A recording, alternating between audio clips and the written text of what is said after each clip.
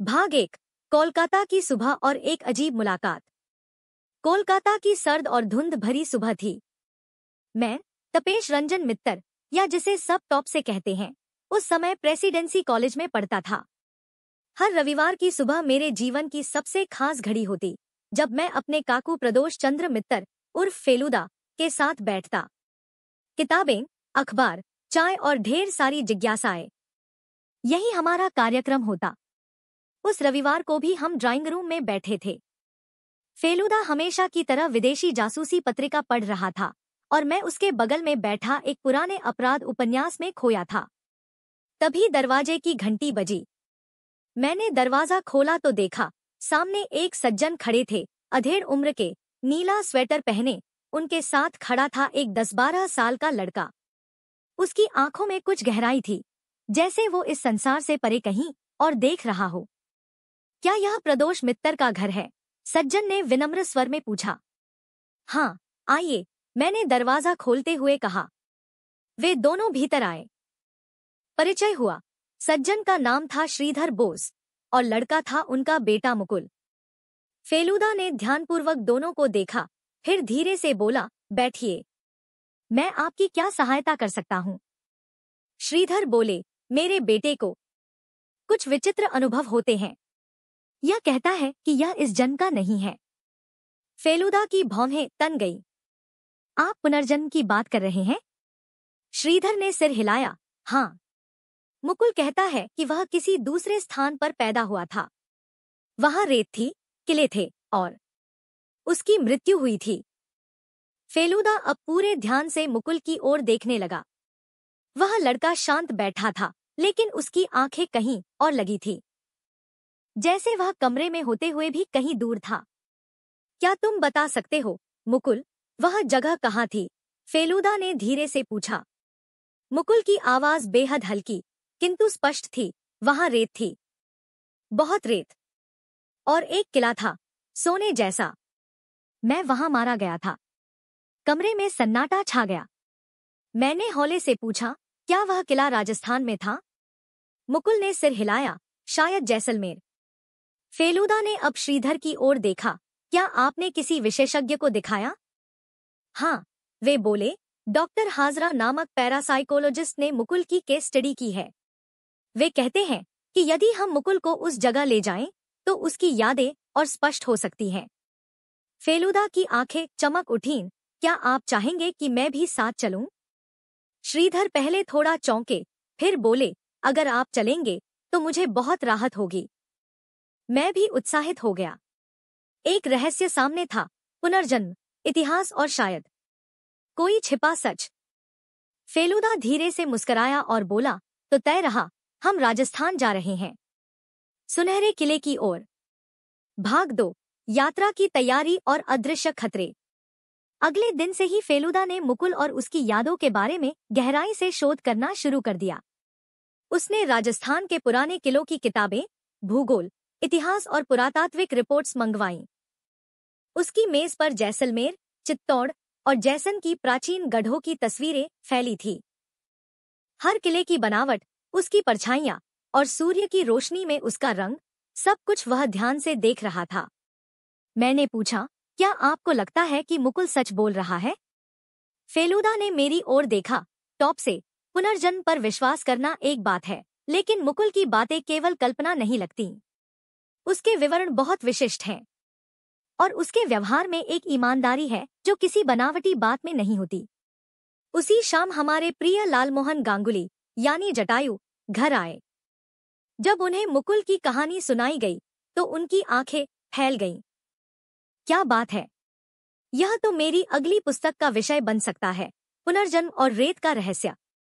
फेलुदा ने मुस्कुराकर कहा, अगर आप चलना चाहें तो आपका स्वागत है। जरूर चलूंगा। मुझे ऊंट, मरुस्थल और राजस्थानी संगीत बेहद पसंद है, जटायु बोले। हम तीनों, मैं, फेलुदा और जटायु, एक सप्ताह में निकलने वाले थे। मुकुल और श्रीधर बाबू पहले ही डॉक्टर हाजरा के साथ निकलने वाले थे। लेकिन जैसे जैसे दिन निकट आया, हालात अजीब होते गए। एक शाम मुकुल को एक फोन कॉल आया। एक भारी, गहरी आवाज में किसी ने कहा, तो किले के बारे में किसी से कुछ मत कहना, वरना। और फिर फोन कट गया। श्रीधर बाबू घबरा गए। उन्होंने सीधे फेलूदा को बुलाया। फेलूदा ने फोन का नंबर ट्रेस करवाने की कोशिश की, लेकिन वह कॉल लोकल नहीं थी, शायद पीसीओ से की गई थी। कोई और भी इस रहस्य में रुचि ले रहा है, फेलूदा बोला। और यह व्यक्ति मुकुल से कुछ छिपाना चाहता है। उस रात उसने हमसे कहा, मुझे पूरा यकीन है कि यह केवल एक लड़के की पूर्वजन्म की यादों की कहानी नहीं है। इसमें कुछ और है, कोई ऐसा सच जो वर्षों से दबा है। अगली सुबह हम हावड़ा स्टेशन पहुंचे। ट्रेन का नाम था हावड़ा जैसलमेर एक्सप्रेस। सफर लंबा था, पर रहस्य उससे भी ज्यादा गहरा। ट्रेन में बैठते ही फेलूदा ने हमें चेतावनी दी, ध्यान रखना, कोई भी नया चेहरा, कोई भी अजीब हरकत, नजर से चूकना मत। सफर शुरू हुआ।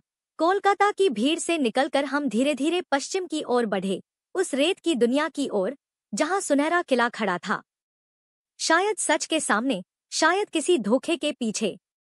भाग 3, राजस्थान की धरती पर पहला कदम। जैसलमेर स्टेशन पर जैसे ही ट्रेन रुकी, एक गर्म लूसी हवा ने हमारा स्वागत किया। वहां की रेत हवा में तैरती हुई महसूस होती थी, जैसे वो खुद किसी रहस्य की गवाही दे रही हो। स्टेशन पर पहले से ही श्रीधर बाबू और मुकुल हमारी प्रतीक्षा कर रहे थे। उनके साथ एक लंबा, दुबला आदमी भी खड़ा था। उसने धूप से बचने के लिए एक चौड़ी टोपी पहन रखी थी और चश्मा लगाए था। उसकी आंखें हमें घूर रही थी। ये है डॉक्टर हाजरा, श्रीधर बाबू ने उनका परिचय दिया। फेलूदा ने हाथ मिलाया, पर उसकी आंखें उस आदमी की हर हरकत पर टिकी थी। हम लोग एक छोटी सी जीप से होटल पहुंचे, होटल रेगिस्तान विस्टा। शहर की गलियां, पीले पत्थरों की हवेलियां और दूर झलकता जैसलमेर का किला, सब कुछ एक स्वप्न जैसा था। लेकिन उस स्वप्न के भीतर कुछ ऐसा था जो आंखों को चुभता था। अगले दिन की योजना थी जैसलमेर किले की सैर। सुबह 7 बजे हम निकले। मुकुल शुरू से ही कुछ अजीब था, उसकी आंखें चमक रही थी और वह बार बार कहता, मैं जानता हूं यह जगह, मैं यहां पहले रह चुका हूं। जब हम किले के एक पुराने हिस्से में पहुंचे, मुकुल एक टूटी दीवार के पास रुक गया। उसने उंगली से एक जगह इशारा किया, यहाँ एक गुप्त तहखाना था और अंदर बहुत सारा सोना। हम सब सन्न रह गए। डॉक्टर हाजरा ने तुरंत मुकुल को शांत किया, अरे नहीं नहीं, यह सिर्फ पूर्वजन्म की कल्पना है। लेकिन फेलूदा चुपचाप दीवार का निरीक्षण कर रहा था। उसने दीवार के कुछ पत्थरों पर उंगलियां फिराईं और मुस्करा दिया, टॉप से देखो, ये ईंटें बाकी की दीवार से नहीं लगती हैं। उसी शाम होटल लौटते समय फेलूदा ने मुझसे कहा, डॉक्टर हाजरा बहुत चालाक है, वह मुकुल की स्मृतियों को दबा रहा है। क्यों? जटायु जी हमेशा की तरह उत्साहित थे। मुझे लगता है डॉक्टर हाजरा खुद खजाना ढूंढना चाहता है। मैं तो इसी पर एक उपन्यास लिख दूं, खतरनाक डॉक्टर और किले का रहस्य। रात को होटल की बालकनी में बैठते हुए फेलूदा ने धीरे से कहा, मैंने आज एक और आदमी को देखा जो बार बार हमें देख रहा था। वह एक कैमरा लिए था, लेकिन कैमरा कम और जासूसी उपकरण ज्यादा लग रहा था। क्या वह कोई पर्यटक था? मैंने पूछा। शक है। नाम पूछा तो बोला, मंडल। पेशे से इतिहासकार। लेकिन उसकी चाल किसी अपराधी जैसी थी। फेलूदा ने धीरे से जोड़ा, इस मामले में केवल पुनर्जन्म नहीं है, टॉप से। यह शायद चोरी, धोखा और पुरानी साजिश की कहानी है। भाग 4, तहखाने की छाया और चुपचाप पीछा। रात के समय होटल में सभी अपने अपने कमरों में थे, लेकिन फेलूदा हमेशा की तरह कुछ अलग कर रहा था। वह एक मैप फैला कर बैठा था, जैसलमेर किले का पुरातात्विक नक्शा। उसके सामने एक स्केच था, मुकुल द्वारा खींचा हुआ। उसने कल जिस तहखाने की बात की थी, वह स्केच में स्पष्ट दिख रहा था। टॉप से उसने मुझसे कहा, मुकुल ने जो तहखाना बताया वह इस नक्शे में कहीं दर्ज नहीं है। यानी या तो यह कोई गुप्त हिस्सा है जिसे राज दरबार ने छिपा रखा, या फिर वह इतिहास में खो चुका है। मैंने आश्चर्य से पूछा, क्या आपको लगता है वहां सचमुच कोई खजाना है? फेलूदा का चेहरा गंभीर हो गया। मुझे शक है कि वहां कुछ जरूर छिपा है, खजाना हो सकता है या कोई दस्तावेज, कोई रहस्य जो वर्षों से छिपा है। अगले दिन हम किले में फिर पहुंचे। इस बार मुकुल शांत था, लेकिन उसके पैर खुद ब खुद एक खास दिशा में बढ़ रहे थे। वह किले के पीछे एक संकरे गलियारे में पहुंचा, जहां आमतौर पर पर्यटक नहीं जाते। यहाँ वह फुसफुसाया। उसने दीवार पर हाथ फेरा और तभी उसने एक पत्थर की ओर इशारा किया। ये हिलता था। हम सब चौकन्ने हो गए। फेलूदा ने पास जाकर दीवार को ध्यान से देखा। एक पत्थर वाकई थोड़ा ढीला लग रहा था। उसने अपनी जेब से छोटा सा स्क्रूड्राइवर निकाला और धीरे धीरे उस पत्थर को हटाने लगा। तभी पीछे से आवाज आई, रुको। हम सब पलटे। सामने डॉक्टर हाजरा खड़े थे और उनके चेहरे पर कुछ ऐसा भाव था जिसे मैं डर और गुस्से का मिश्रण कहूंगा। आप यह क्या कर रहे हैं? उन्होंने पूछा।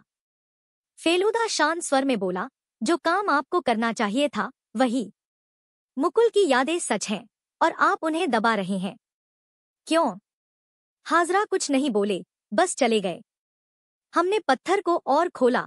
उसके पीछे एक छोटा सा गड्ढा था और उसके भीतर एक पुरानी तांबे की प्लेट, जिस पर कुछ लिखा हुआ था, प्राचीन राजस्थानी लिपि में। जटायु ने उत्साह से कहा, यह तो किसी गुप्त मार्ग का संकेत है। उस दिन शाम को होटल लौटकर फेलूदा ने एक विशेषज्ञ से उस तांबे की पट्टी का अनुवाद करवाया। उसमें लिखा था, जहां रेत के नीचे अंधेरा है, वहीं सोने की रोशनी छुपी है। एक वीर की मृत्यु, एक विश्वासघात और एक वादा अधूरा। हम सब सन्न रह गए। उसी रात होटल के बाहर किसी की परछाई देखी गई। कोई हमें देख रहा था या हमारा पीछा कर रहा था। फेलूदा ने अपने बिस्तर के नीचे से एक छोटा सा रिवॉल्वर निकाला। अब वक्त आ गया है, टॉप से। यह केवल एक रहस्य नहीं, बल्कि एक खतरा है। भाग 5, किले के नीचे, खतरे के भीतर। अगले दिन की सुबह फेलूदा ने सबको एकत्र किया। मैं, जटायु, श्रीधर बाबू और मुकुल। उसकी योजना साफ थी। अब हमें उस गुप्त तहखाने तक पहुंचना ही होगा, चाहे रास्ता जितना भी कठिन हो। फेलूदा ने स्थानीय नगरपालिका कार्यालय से संपर्क कर एक पुरानी किले की मरम्मत योजना हासिल की।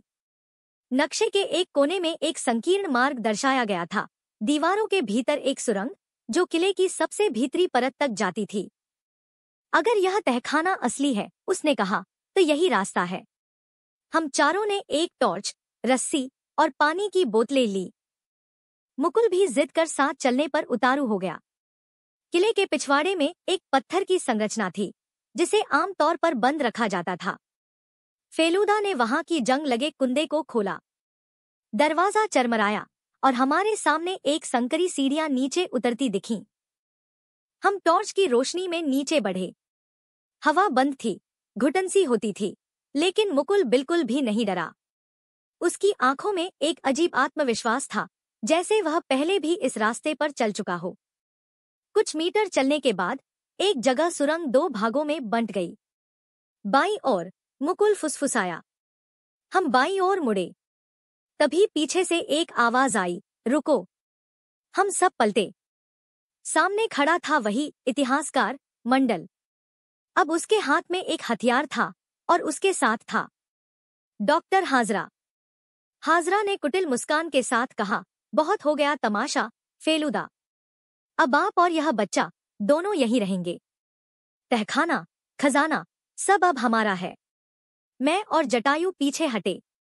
मुकुल डर से कांप गया, लेकिन फेलूदा अब भी शांत था। उसने धीरे से अपना हाथ पीछे ले जाकर अपने बेल्ट से रिवॉल्वर निकाला और मंडल की ओर निशाना साधा। मेरे पास भी कुछ है, डॉक्टर, वह बोला, और मैं निशाने में उतना ही माहिर हूं जितना दिमाग में। हाजरा झिझका। मंडल पीछे हटा।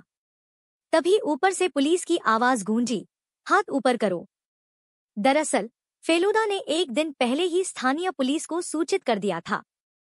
उन्होंने हमारे पीछे पीछे सुरंग में प्रवेश किया था। डॉक्टर हाजरा और मंडल को गिरफ्तार कर लिया गया। बाद में तहखाने में हमें सचमुच एक पुराना संदूक मिला।